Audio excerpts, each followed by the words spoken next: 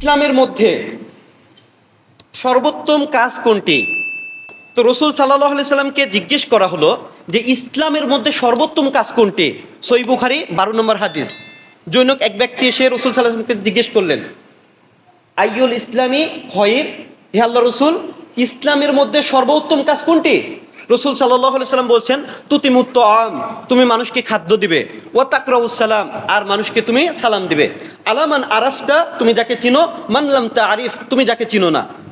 তাহলে ইসলামের মধ্যে সর্বোত্তম কাজ হলো সালাম দেওয়া, মানুষকে খাদ্য দেওয়া। সম্মানিত উপস্থিতি, মানুষকে খাদ্য দেওয়া যে কত বড় সওয়াবের কাজ, মানুষকে খাদ্য দেওয়া যে কত বড় সওয়াবের কাজ, এটা সবাই করতে পারে না। এটা সবাই করতে পারে না, সবার দ্বারা হবে না। তাদের পক্ষেই সম্ভব হবে যাদের অন্তরটা উজাড়, দিলটা বড়। তাছাড়া আপনি পারবেন না, এটা অনেক বড় কঠিন কাজ। আপনার বিবিকে গিয়ে বললেন একজন মুসাফির এসেছে, তুমি কিছু খাদ্য দাও, দেখবেন অনেকের বিবি রেগে যায়। কিসের জন্য রেগে যায়? তার মনে সংকীর্ণতা আছে এর জন্য। সম্মানিত উপস্থিতি, তাহলে খাদ্য দেওয়া ইসলামের ভিতরে একটা সর্বোত্তম কাজ বলেছেন আল্লাহ রাসূল সাল্লাল্লাহু আলাইহি সাল্লাম। আর সালাম দেওয়া মূলত ইসলামের মধ্যে সর্বোত্তম কাজ বলেছেন।